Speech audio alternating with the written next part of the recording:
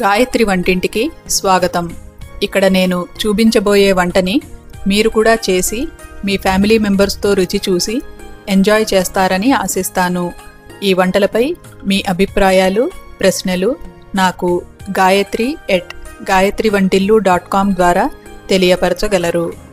గాయత్రి వంటింట్లో ఈరోజు కడాయి పన్నీర్ తయారు చేయటం నేర్చుకుందాం. దీనికి కావలసిన పదార్థాలేమిటో ఇప్పుడు చూద్దాం. పన్నీర్ ముక్కలు 400 గ్రాములు, టమాటాలు 4 270 గ్రాములు, క్యాప్సికమ్ 1 90 గ్రాములు, ధనియాలు 1 టేబుల్ స్పూను, ఎండుమిరపకాయలు 6, పచ్చిమిరపకాయలు 2, సన్నగా పొడుగ్గా తరిగిన అల్లం 1 టేబుల్ స్పూను, ఫైన్గా ముక్కలుగా చేసుకున్న అల్లం 1 టేబుల్ స్పూను, వెల్లుల్లి పేస్ట్ 1/2 టేబుల్ స్పూను, ఉప్పు రుచికి సరిపడినంత, కారం 1/2 టీ స్పూను, తరిగిన కొత్తిమీర రుచిని బట్టి వేసుకోండి, పెద్ద యాలక్కాయ 1, దాల్చిన చెక్క చిన్న ముక్క, లవంగాలు 2, నూనె 2 టేబుల్ స్పూన్లు. ఇప్పుడు ప్రిపరేషన్స్ని చూద్దాం. ముందుగా టమాటాలని తీసుకుని శుభ్రంగా కడిగి వీలైనంత సన్నగా ముక్కలుగా తరుక్కుని పెట్టుకోండి. క్యాప్సికమ్ను కూడా తీసుకుని శుభ్రంగా కడిగి సన్నగా పొడుగ్గా ముక్కలుగా చేసుకుని పెట్టుకోండి. ముందుగా మిక్సీ జార్లో ఎండుమిరపకాయలని వేసుకుని మిక్సీ రన్ చేయండి. అవి కొద్దిగా నలిగిన తర్వాత దాంట్లో ధనియాలు వేసి పల్స్ బటన్ని ఉపయోగించి కోర్సుగా గ్రైండ్ చేసుకోండి. ఇప్పుడు పచ్చిమిరపకాయలని తీసుకుని శుభ్రంగా కడిగి వాటిని వీలైనంత సన్నగా తరుక్కుని పక్కన పెట్టుకోండి. ఇప్పుడు దాల్చిన చెక్క, లవంగాలు, పెద్ద యాలక్కాయని పొడిగా కొట్టుకుని ఆ పొడికి వాసన పోకుండా ఉండటానికి మూత పెట్టుకుని పక్కన పెట్టుకోండి. ఇప్పుడు ఈ కడాయి పన్నీర్ తయారు చేసే విధానాన్ని చూద్దాం. ఒక వెడల్పాటి నాన్ స్టిక్ ప్యాన్ని స్టవ్ మీద పెట్టి వెచ్చబెట్టండి.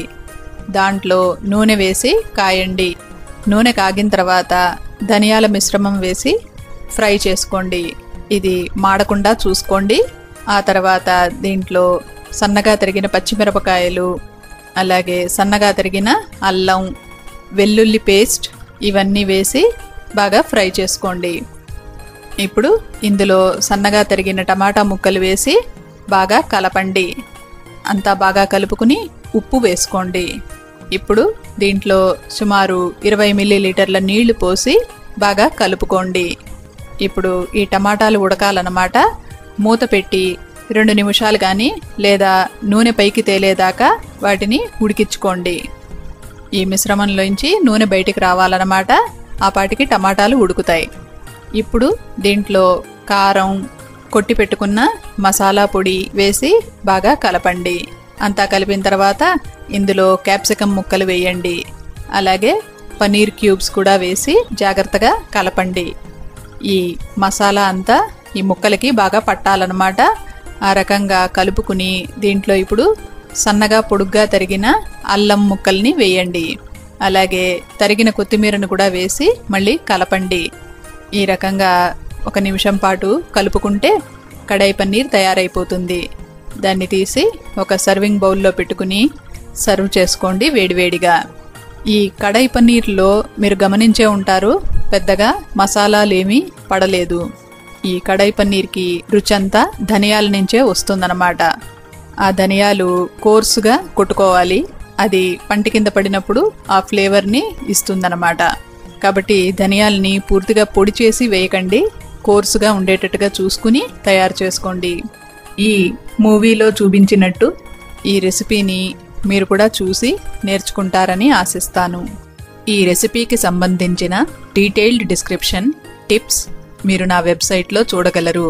ఇలాంటి మరెన్నో వంటలని మీరు నా వెబ్సైట్ gayatrivantillu.com లో చూడగలరు.